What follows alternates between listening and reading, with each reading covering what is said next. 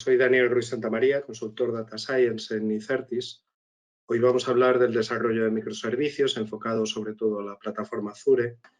Personalmente he tenido fortuna de implementar y diseñar arquitecturas para plataformas o aplicaciones basadas en microservicios desde hace aproximadamente 8 años, es decir, poco tiempo después de la aparición de este estilo arquitectónico, por lo que siempre mi carrera ha estado relacionada con ellos de una forma o de otra. Y ahora la gran pregunta, ¿qué son realmente los microservicios? El término aparece por primera vez a mediados de 2011 como un término dentro de un workshop de arquitectura de software. En 2012 James Lewis presenta una idea somera de lo que después serán los microservicios. En 2013 y 2014 James Lewin y Martin Fowler presentan formalmente el modelo arquitectónico de los microservicios, que viene a definir los microservicios como un enfoque para desarrollar una sola aplicación, como un conjunto de pequeños servicios, cada uno ejecutándose en su propio proceso y comunicándose por medio de mecanismos ligeros, a menudo una API de recursos HTTP. Estos servicios se basan en capacidades comerciales y se implementan de forma independiente mediante una maquinaria de despliegue totalmente automatizada. Existen un mínimo de administración centralizada de estos servicios que pueden estar escritos en distintos lenguajes de programación y utilizar distintas tecnologías de almacenamiento de datos. Enfocándolo desde una perspectiva histórica, podemos ver que los distintos estilos arquitectónicos, entre ellos a partir de 1990 la arquitectura clásica monolítica, donde las aplicaciones son autosuficientes y no requieren nada externo para funcionar. Realizan de punta a punta todas las tareas necesarias. Por lo general son aplicaciones grandes y pesadas. También habitualmente son silos privados, es decir, cada instalación usa su propia base de datos y no suelen comunicarse entre ellas. Todo el sistema corre en una sola plataforma y en un mismo stack tecnológico. Aproximadamente en el 2005 y 2006 aparecen las arquitecturas SOA, que básicamente se buscan maximizar la reutilización de los microservicios. Los cambios sistémicos necesitan modificar el conjunto, es decir, un cambio de una cierta envergadura en un servicio puede potencialmente afectar al resto de servicios, por lo tanto a la aplicación en general. No están diseñados para desplegarse sobre contenedores Docker y por lo tanto no se adaptan bien a las metodologías DevOps. Se comunican habitualmente a través de un servicio empresarial, ESB, bus de servicios empresariales. Han de soportar múltiples protocolos de mensajes, necesitan una plataforma común para todos los servicios implementados, generalmente un servidor de aplicaciones. Los almacenes de datos son compartidos entre los distintos servicios, lo cual a su vez deriva en cierta dependencia entre los servicios a partir de los datos que comparten. Habitualmente usan también técnicas de gobernanza y estándares comunes. En 2011 aparecen los microservicios. Estos se centran principalmente en el desacoplamiento de un microservicio con otro. Un cambio sistémico es crear un nuevo microservicio. Tienen un fuerte enfoque DevOps. Presentan más atención al límite del contexto, DDD. Tienen un sistema de mensaje más simple basado en protocolos ligeros como HTTP o REST. No usan habitualmente servidor de aplicaciones, generalmente se despliegan en la nube. Se adaptan muy bien a los contenedores Docker. Suelen usar almacenes de datos independientes para cada servicio y presentan un gobierno sencillo y más atención al trabajo en equipo y la libertad de acción. Las principales diferencias que podemos encontrar entre servicios SOA y microservicios es que SOA busca la reutilización de los servicios, promoviendo poder componer unos servicios a partir de otro. Sin embargo, los microservicios buscan el aislamiento de los mismos, es decir, funcionar como aplicaciones aisladas, agnósticas de otros microservicios. SOA tiene un ámbito empresarial, mientras que los microservicios se orientan al dominio funcional, es decir, en resolver cierto problema en un dominio concreto. El nivel de acoplamiento entre servicios suele ser bajo en SOA, donde solo conocemos el contrato del servicio al que vamos a invocar. En los microservicios tiende a ser nulo, puesto que, por ejemplo, en el caso de un productor y un consumidor, el productor se limita a publicar un mensaje en una cola sin tener ningún conocimiento del consumidor que consumirá dicho mensaje. En conclusión, podemos decir que los microservicios es un tipo concreto de implementación de los principios arquitectónicos definidos por SOA. Realmente los microservicios son un subconjunto de SOA, es decir, no todos SOA son microservicios, pero sí todos los microservicios son SOA. A partir de este momento vamos a hablar de las principales características de los microservicios, confrontándolas con esas mismas características en una arquitectura monolítica. Comenzaremos con el principio de responsabilidad única, enunciada en los principios SOLID, que básicamente establece que cada microservicio debe hacer una única cosa, pero debe hacerla bien. Esto deriva en una mayor facilidad a la hora de evaluar si un microservicio cumple adecuadamente con la responsabilidad asignada por medio de la ejecución de test y la evaluación de la calidad del código. Y por tanto, es más fácil de integrar en un posible despliegue automatizado según los principios de DevOps. En cuanto a lo relativo al desarrollo, el mantenimiento de los microservicios, podemos afirmar que el diseño de los microservicios como entidades desacopladas, que en principio asumen una sola responsabilidad, preferiblemente lo más atómica posible, facilita el desarrollo de forma paralelizada para equipos independientes y simplifica el mantenimiento del microservicio debido a su simplicidad. Esto deriva habitualmente en un time to market habitualmente menor para ponerlo en producción. En las aplicaciones monolíticas, debido a su tamaño y su complejidad, es mucho más difícil encontrar el código que implementa una cierta funcionalidad. Incluso una vez localizado, puede ser complicado prever los posibles efectos secundarios que pueden aparecer en otras partes de la aplicación debido a la interdependencia de sus componentes. Además, una vez implementados los cambios, es necesario el despliegue completo de la aplicación para ponerlos en producción, lo cual implica una parada de servicio e inevitablemente asumir los costes que ello deriva. La arquitectura de microservicios permite un escalado eficiente, elástico y horizontal, y tanto horizontal como vertical. Además, permite hacerlo de forma simétrica, es decir, podemos crear más instancias de los microservicios que tengan más carga de trabajo y menos de aquellos que tengan menos. Además, mediante el uso de tecnologías de orquestación y virtualización como Docker y Kubernetes, esto se puede hacer de forma que el escalado sea dinámico y se adapte a las necesidades reales de la aplicación en cada instante del tiempo.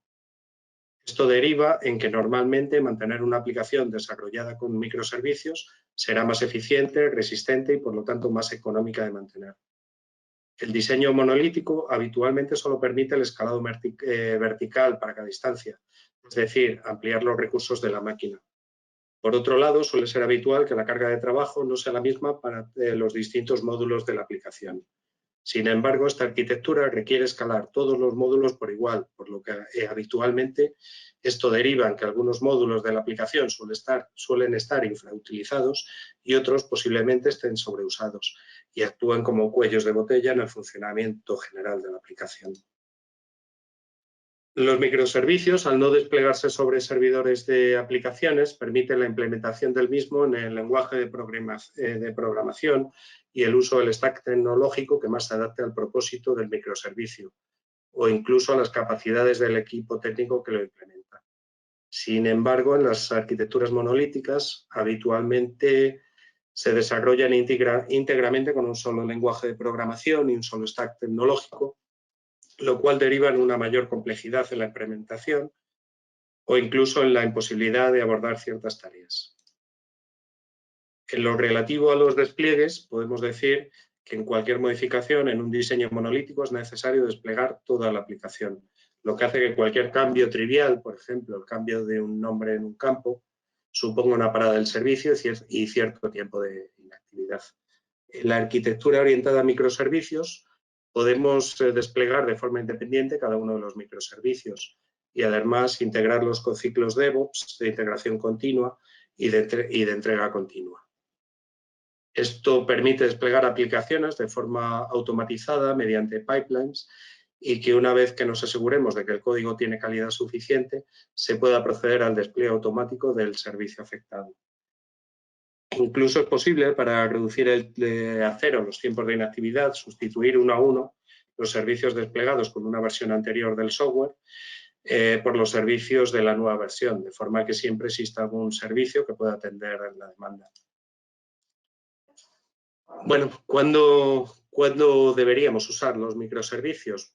Pues básicamente cuando las ventajas que hemos enumerado anteriormente sean relevantes para la aplicación. Por ejemplo, cuando debido a la mayor eficiencia en el desarrollo, cuando el time to market sea un factor relevante, debido a su carácter descentralizado, cuando queramos que la aplicación sea altamente descentralizada y modular, debido a su escalabilidad, cuando preveamos que tendrá un alto volumen de transacciones, ya que podemos escalar los componentes de forma individual, debido a su capacidad de desarrollo paralelizado, cuando dispongamos de equipos de trabajo multidisciplinares que puedan trabajar de forma concurrente, debido a la facilidad en el mantenimiento, cuando preveamos que nuestra aplicación cambiará frecuentemente, debido a su escalabilidad dinámica, cuando es crucial la alta disponibilidad, el alto rendimiento y la tolerancia a fallos. Y debido a su carácter descentralizado, cuando se quiere desplegar en un entorno distribuido, especialmente en la nube. Afrontar un diseño orientado a microservicios supone, por lo tanto, que tendremos que afrontar también una serie de retos derivados de la mayor complejidad. Entre ellos, pues, por ejemplo, dónde y cómo se despliegan los microservicios, es decir, sobre qué máquinas los desplegamos y cómo los integramos en los ciclos DevOps, cómo gestionamos los fallos, al tener sus componentes distribuidos y más desacoplados, qué sucede en la aplicación y cómo actuamos si un microservicio falla, cómo gestionamos la configuración, al tener la configuración distribuida entre todos los microservicios, esto puede derivar en un problema de mantenibilidad y de seguridad. Por ejemplo, cómo encuentro y modifico la configuración de un determinado microservicio, y si está la configuración sensible, o sea, password, contraseñas adecuadamente protegida. Por otro lado, ¿cómo puedo consultar los logs y trazas? Si cada microservicio puede ser desplegado en un lugar distinto, ¿cómo puedo consultar sus logs y sus trazas de cada uno de ellos para depurarlos? ¿Cómo podemos monitorizarlos? Es decir, al estar altamente distribuidos, ¿cómo podemos monitorizar también cada microservicio y la aplicación en general? ¿Cómo gestionamos el tráfico? Es decir, ¿cómo gestionamos el tráfico interno entre los distintos microservicios y cómo gestionamos el tráfico externo? Es decir, las peticiones que los usuarios o las máquinas realizan a nuestro sistema. ¿Y cómo gestionamos la seguridad? Es decir, cómo gestionamos la autentificación y la autorización a los distintos microservicios y a la aplicación en general. Habitualmente, para resolver estos desafíos se suelen usar ciertos patrones de diseño o herramientas, entre las cuales destaca el patrón Registry, que básicamente consiste en la existencia de un microservicio centralizado, donde todas las instancias del resto de microservicios se pueden registrar de forma que siempre es posible conocer la ubicación de cada uno de los servicios y sus instancias. El patrón config, que consiste básicamente en centralizar todas las configuraciones de los distintos microservicios en un único punto, de forma que sea sencillo gestionar dicha configuración e incluso hacer cambios en caliente sin tener que reiniciar la aplicación.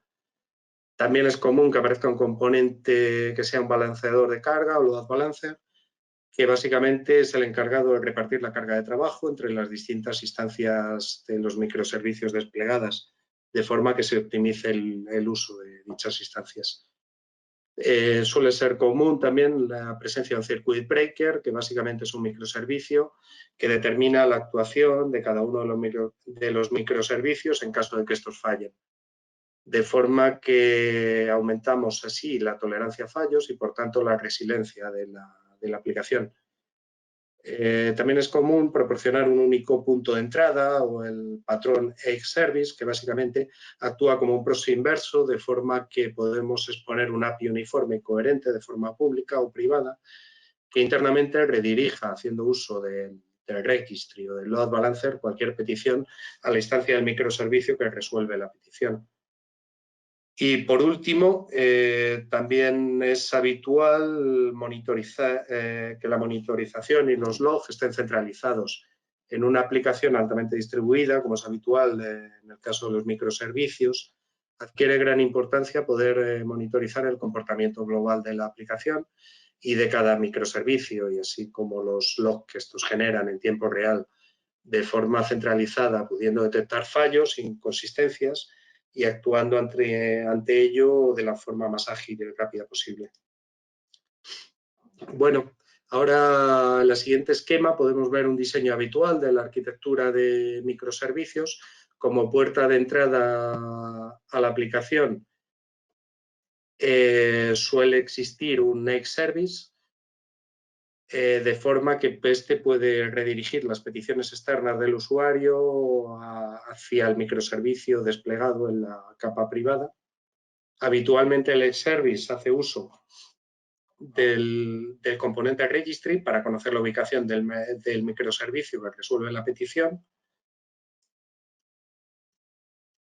Por otro lado, también suele hacer uso del load balancer, como hemos dicho antes, de forma que éste reparta las peticiones entre las distintas instancias de los microservicios que tenemos en la capa privada, haciendo que la carga de trabajo se reparta de la forma más equitativa posible.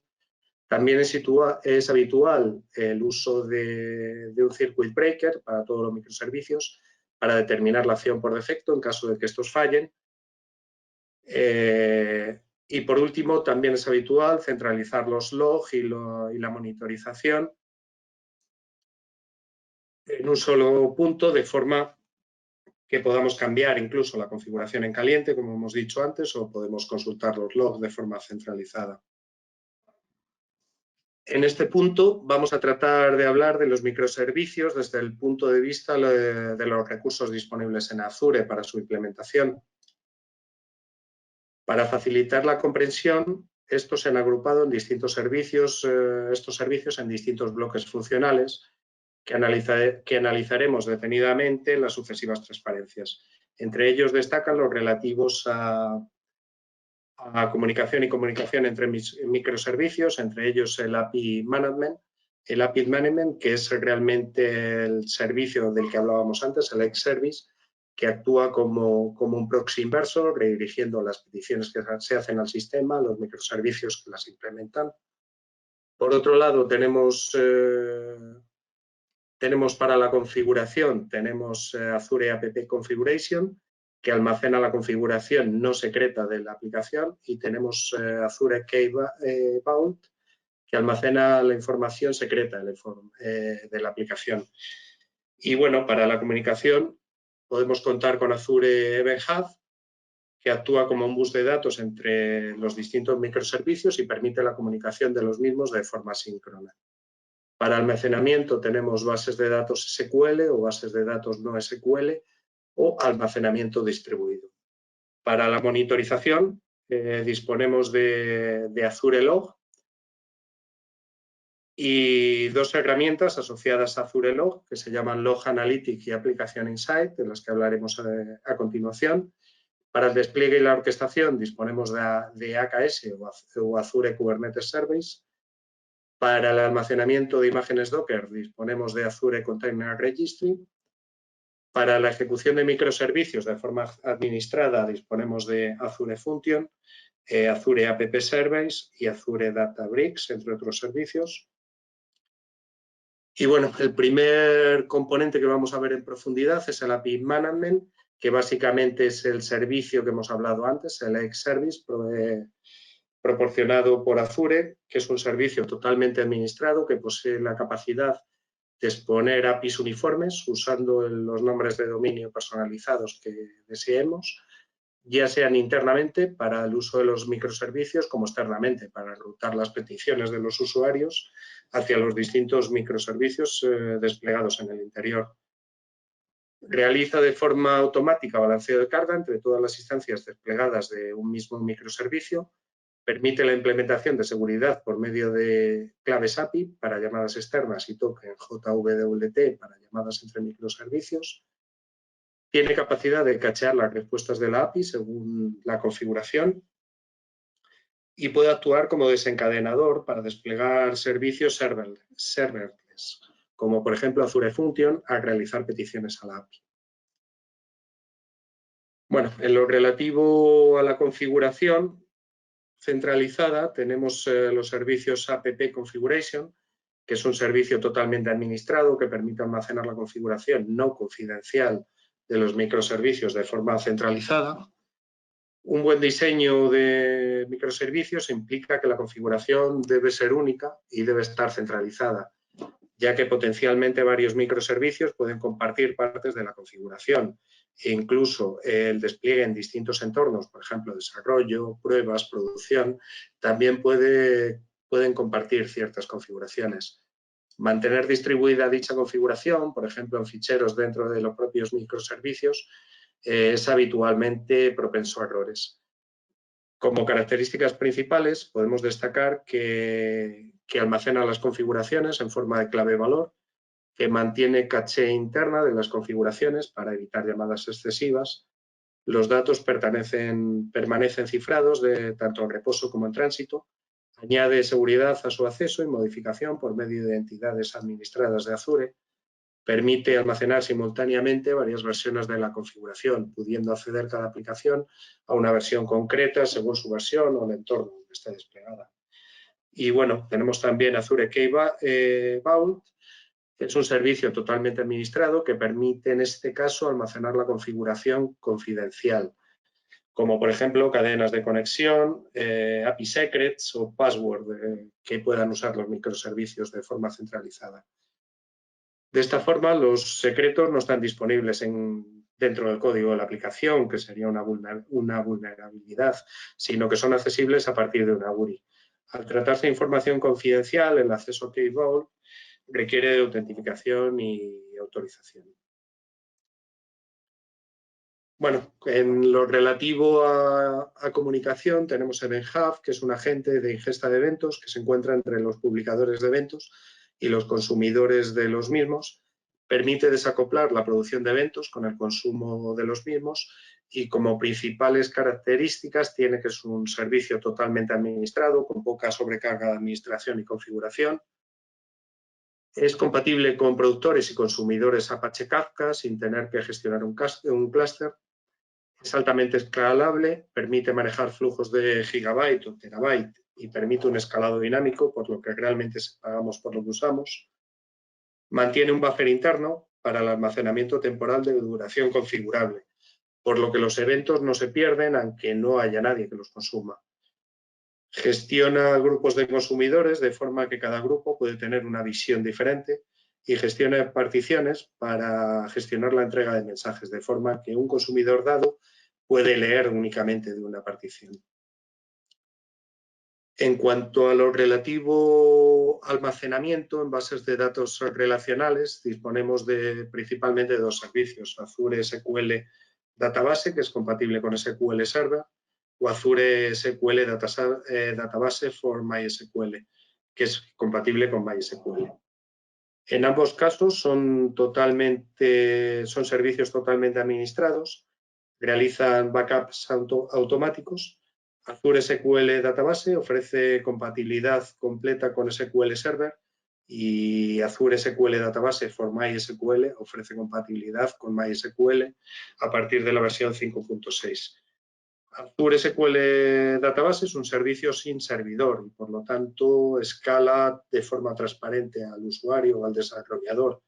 Tiene una capacidad de hasta 100 terabytes de almacenamiento, mientras que Azure SQL Database tenemos que aprovisionar los recursos, que pueden ser hasta 10 réplicas en horizontal y es capaz de gestionar hasta 16 terabytes de información y servir hasta 48.000 operaciones por segundo. Bueno, en bases de datos no relacionales tenemos Azure Cosmos, que en mi opinión es una base de datos muy, muy interesante. También es una base de datos totalmente administrada. Tiene unos tiempos de respuesta espectaculares de milisegundos, de un solo dígito habitualmente. Azure nos ofrece un SLA cercano a un 100%. Tiene un alto nivel de coherencia.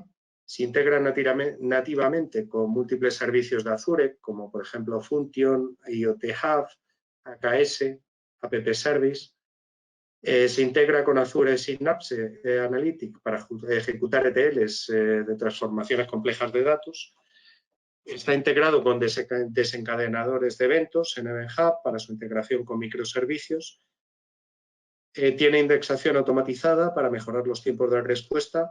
Y bueno, una de las cosas que para mí es más espectaculares es que tiene distintas APIs disponibles para que podamos tratar con esta base de datos, bien en SQL, como si fuese una base de datos relacional, bien con MongoDB, como si fuese una base de datos orientada a documentos, bien con Cassandra, como una base de datos columnar, bien con Gremlin, como una base de datos orientada a grafos, o bien con Azure Table, una base de datos estructurado, no SQL, de clave valor. Y bueno, para almacenamiento, ya por último, tenemos Azure Blob Storage, que es el almacenamiento de objetos distribuidos, totalmente administrados. Es un almacenamiento de bajo costo, permite alta disponibilidad, tiene fuerte coherencia, recuperación ante desastres e incluso permite alojar web estáticas, como en el caso de la demo que vamos a ver, sin servidor, mediante solamente alojar código HTML o una single page application, como en el ejemplo, desarrolladas con Angular. Bueno, en este apartado vamos a ver la ejecución de microservicios de forma administrada. Como primero de ellos tenemos el servicio Azure Function, que en mi opinión es uno de los más interesantes. Este servicio permite ejecutar funciones definidas con código, sin servidor y sin mantener infraestructura, que se despliega en muy poco tiempo, pasando de ninguna instancia al número de instancias que se precise para satisfacer la demanda, y que, entre otras cosas, permite, por ejemplo, implementar APIs mediante su integración con API Management, automatizar acciones cuando se añade o se actualiza un archivo en Blob Storage, crear un flujo de trabajo mediante sucesivas llamadas a función, automatizar acciones ante cambios en una base de datos, ejecutar tareas programadas, procesar mensajes procedentes de Service Bus o de Event Hub, automatizar acciones para dispositivos IoT, procesar datos en tiempo real. Como principales características tenemos que pueden ser implementadas en el lenguaje que más se adecua al propósito, entre ellos C#, Java, JavaScript, Node, PowerShell, Python. Pagamos únicamente por uso, solo pagamos cuando la función está en ejecución. Además, el coste de la ejecución es realmente bajo, ya que aprovechas los de tiempo de inactividad en la infraestructura de Azure. Escala en principio sin límite, el único límite es el que podamos asumir económicamente. Encajan perfectamente con la arquitectura de microservicios, ya que son autocontenidas, carecen de estado y son autodesplegables. Existen también las Durable Function, que básicamente es lo mismo, pero son funciones con estado. En el ejemplo que se puede ver en la imagen podemos apreciar un flujo implementado con Function, donde al subir una imagen en un Azure Blob Storage se dispara la ejecución de una función. La función detecta el número de caras y, en caso de ser una sola cara la que aparece, dispara la ejecución de una segunda función.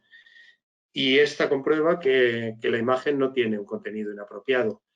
Si esto es así, dispara la ejecución de una tercera función y esta función añade una marca de agua a la imagen y esta imagen se almacena en un nuevo blob storage. La gran ventaja de esta implementación es que no tenemos que mantener ningún recurso cuando no hay trabajo. O sea, el coste sería cero cuando no tenemos demanda.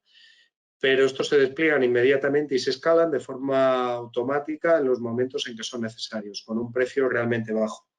Por ejemplo, en este caso pagaríamos 14 milicéntimos por cada gigabyte de recursos usados y 0,169 euros por cada millón de ejecuciones, lo cual es un precio realmente bajo.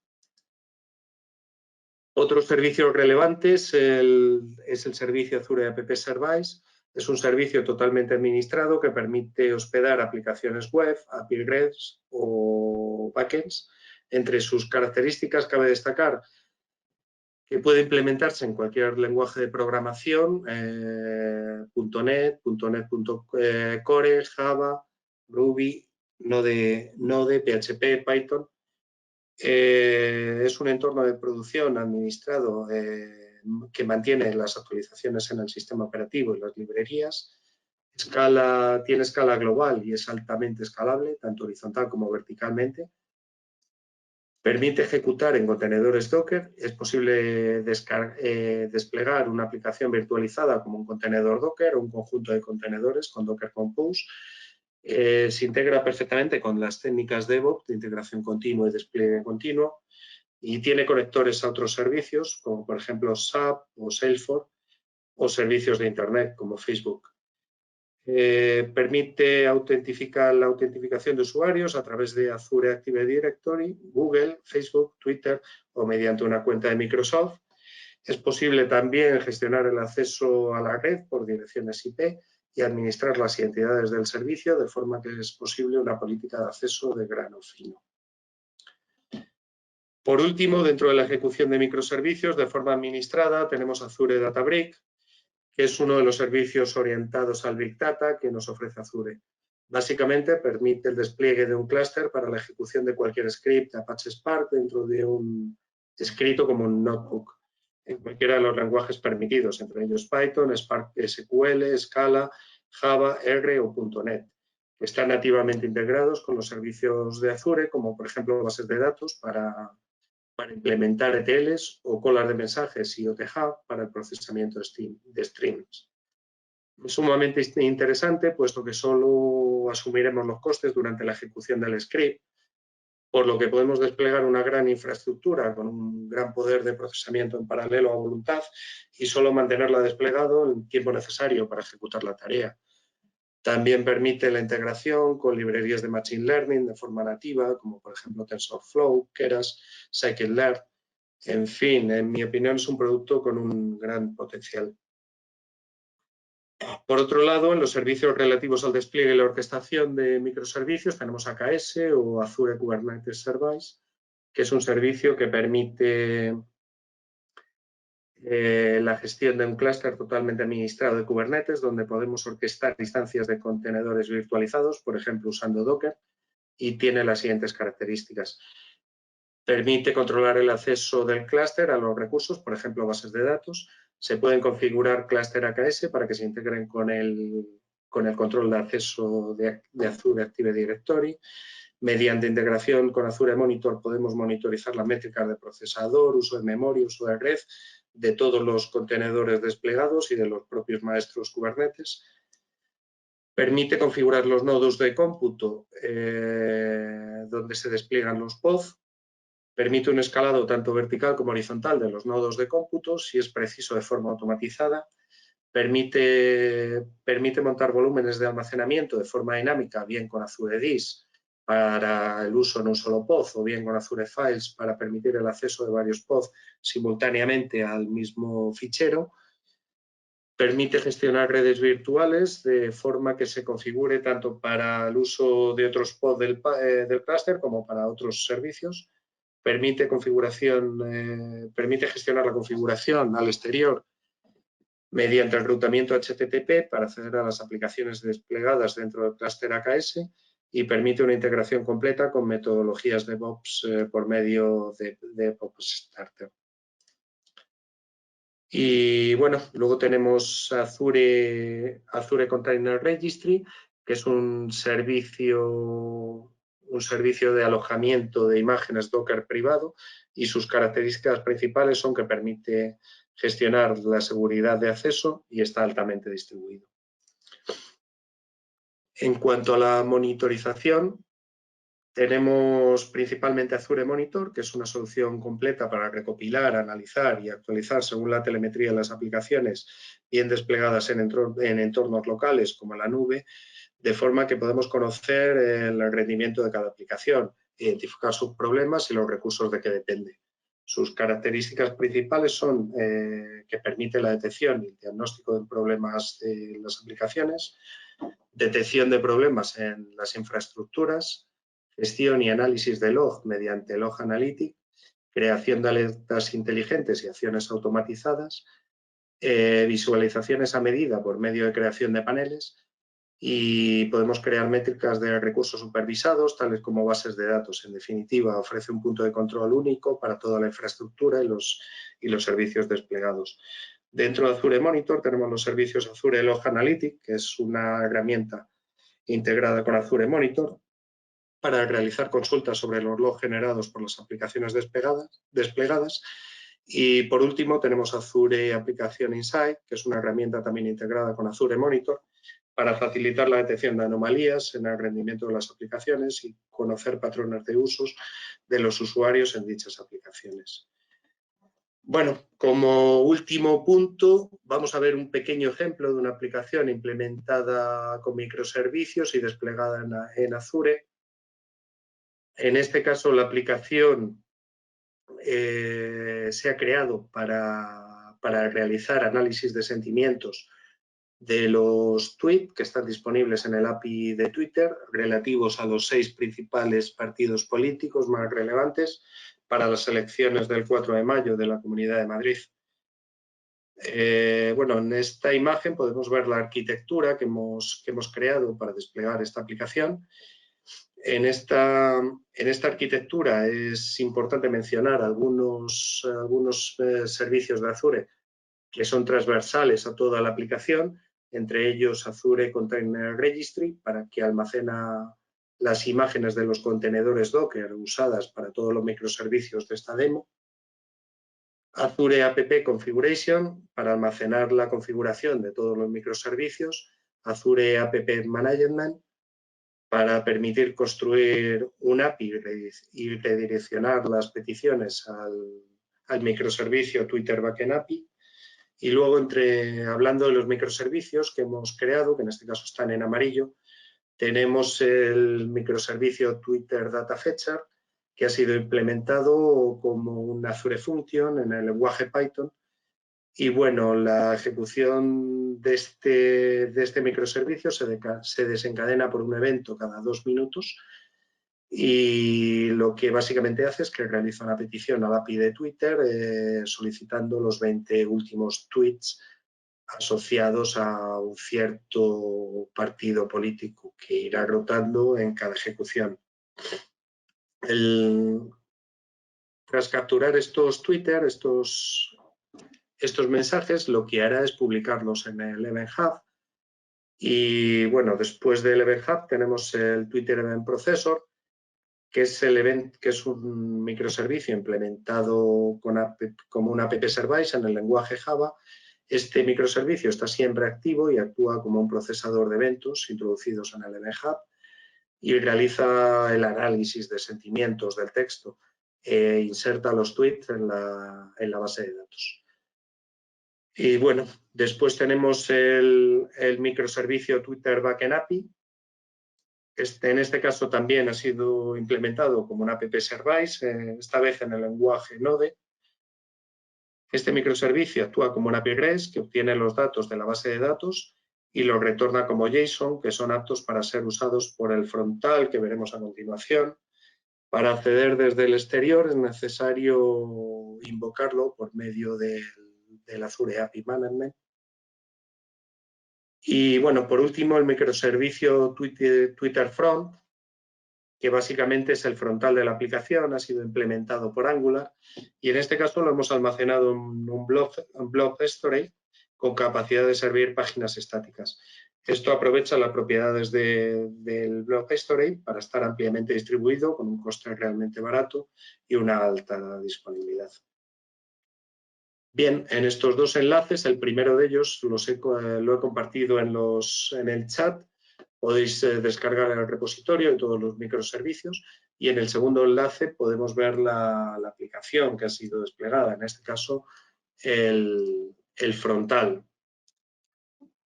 El frontal básicamente es muy sencillo, lo único que nos va a presentar pues, son los tweets que hemos extraído para cada uno de los partidos políticos. En este caso, pues, por ejemplo, para Ciudadanos he extraído 2.563 tweets procedentes de 1.002 usuarios. En los siguientes gráficos, bueno, lo que ofrecemos es el análisis de sentimiento de los tweets que han sido analizados. La polaridad indica el análisis de sentimiento en sí y oscila entre -10 y 10, y la subjetividad indica cuánto estima de subjetivo que es el análisis de sentimiento que se ha realizado. En este caso oscila entre 1 y 10. Y bueno, ya para terminar, podemos ver en la tabla bajo estas líneas pues los distintos tweets que hemos extraído. En este caso los 100 últimos tweets, el partido al que pertenecen, el texto del tweet, la polaridad y la subjetividad. Y bueno, llegado a este punto, hemos terminado la presentación. Muchas gracias por la paciencia. Siento que haya sido tan densa, pero bueno, es difícil tratar tantos temas con el tiempo tan ajustado.